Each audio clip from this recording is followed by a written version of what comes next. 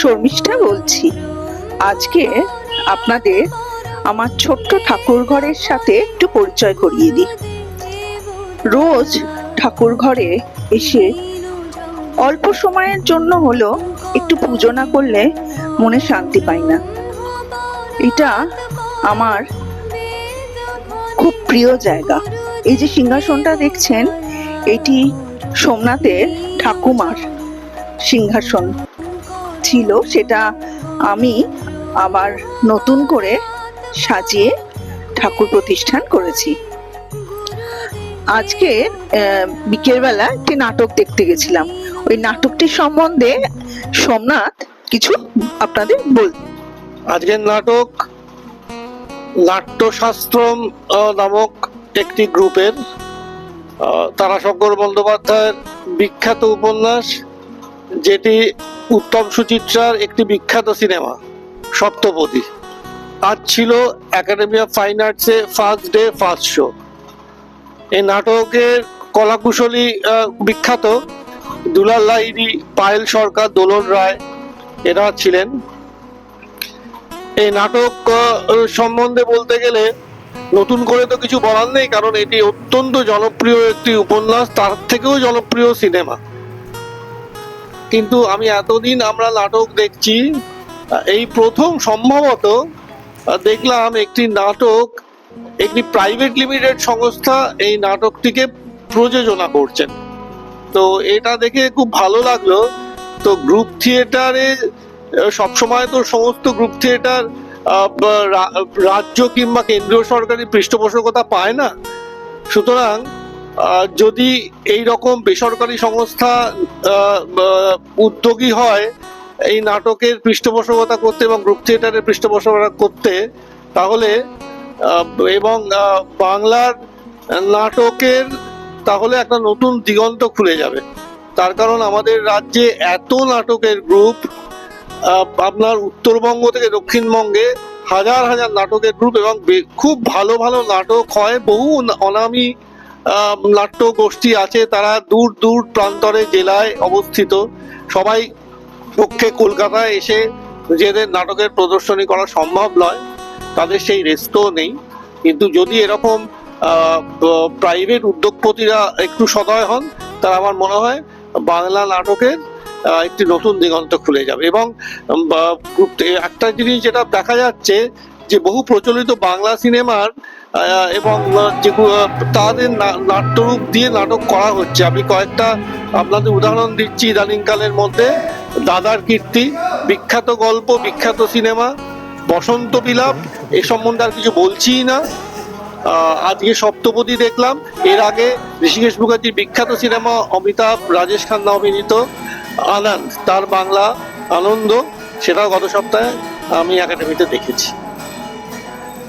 সপ্তপদী সিনেমায় উত্তম কুমারের লিপে যে গানটি ছিল, এবার কালি তোমায় খাবো, এই গানটি নাটকে মঞ্চস্থ হলো, সেটা আমি একটু ফ্রেমবন্দি করেছিলাম। সেই উত্তম কুমারের এই গানে অসাধারণ অ্যাক্টিং, যা সবার মনকেই ছুঁয়ে গেছে। আর হাস্যরসেও ভরপুর ছিল এই গানটির পুরো চিত্রায়নে। নাটক দেখে আমরা একাডেমি অফ ফাইন আর্টস থেকে চলে এলাম নন্দন চত্বরে। একটু চা খেতে হবে, চায়ের নেশা, চা না খেলে তো মাথা ঝিমঝিম করছে। তো চাটা খেয়ে আমরা নন্দন চত্বরে একটু ঘোরাঘুরি করলাম। এত সুন্দর পরিবেশটা লাগে, আর সামনেই নববর্ষ। নববর্ষের জন্য নন্দন চত্বর এত সুন্দর সেজে উঠেছে। আর দেখলাম নববর্ষ উপলক্ষে রাজ্য সরকারের উদ্যোগে প্রচুর অনুষ্ঠান অনুষ্ঠিত হবে। হঠাৎ চোখে পড়ল একটি বাচ্চা ছেলে নন্দন চত্বরে পায়চারি করছিল একটি বেড়াল। তাকে নিয়ে সে কি খেলায় মেতে উঠলো, দেখতে বেশ ভালোই লাগছিল।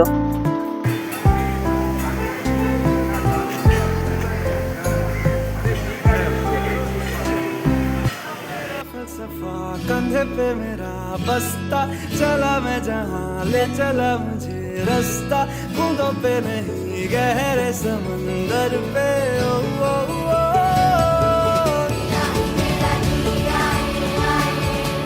इलाही मेरा जी आए आए। চোখে পড়ল এক গুচ্ছ বাচ্চা বাচ্চা ছেলে তাদের নিজেদের প্রতিভা তুলে ধরছে গিটারের মাধ্যমে। অসাধারণ তাদের কণ্ঠ। তারা যেমন পড়াশোনাও করছে, তেমনি চোখে অনেক স্বপ্ন নিয়ে নিজেদের স্বপ্নগুলো পূরণ করারও চেষ্টা করছে। সেই গান শুনে আমি থেমে গেলাম। সোমনাথ বলল, একটু ভিডিও করো, গলাগুলো কি অপূর্ব না? আর এই দিয়ে যে এত সুন্দর প্রতিভা, এগুলো তো অনেকে জানতেই পারে না। ওখানকার পথচারী এবং নন্দন চত্বরে যারা ঘুরতে এসেছেন, অনেকেই পা আটকে যাচ্ছিল তাদের সুন্দর কণ্ঠস্বর শুনে। আপনারাও ওদের গাওয়া গানগুলো একটু শুনুন, ভালো লাগবে। मैं लुट गया मान के दिल का कहा, मैं कहीं का ना रहा, क्या करूं ओ दिलरुबा, जरा ये जादू तेरी आंखों का, ये मेरा कातिल हो गया।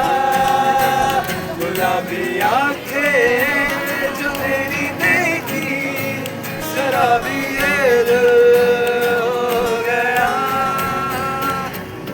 तुझे बिन जाने बिन पहचाने,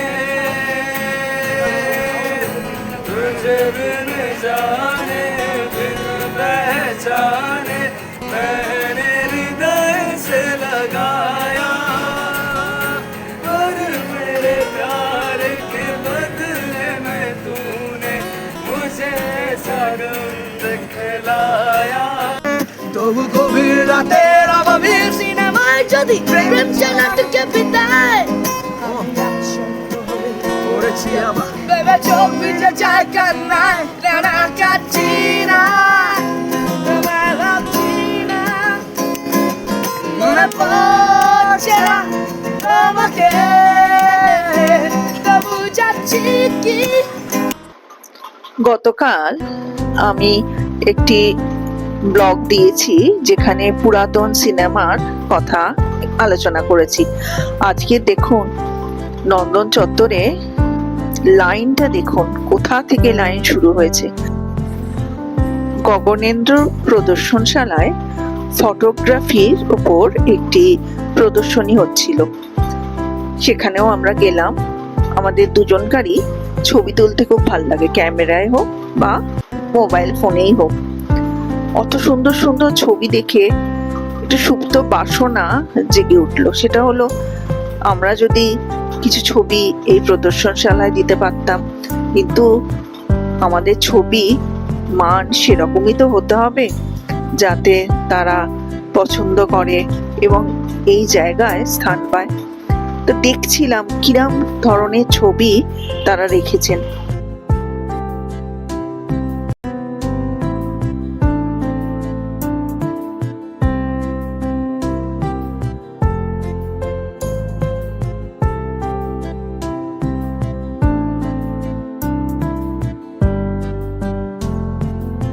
নন্দন চত্বর থেকে বেরিয়ে আমরা কোথায় গেলাম জানেন? মিস্টার স্যান্ডউইচে। একটি ব্লগে দেখিয়েছিলাম, সেখানকার খাবার আমাদের খুব ভালো লেগেছিল। আজকের খেলাম কিউই মকটেল নামে, স্পাইসি কিউই মকটেল নামে একটি ড্রিঙ্কস।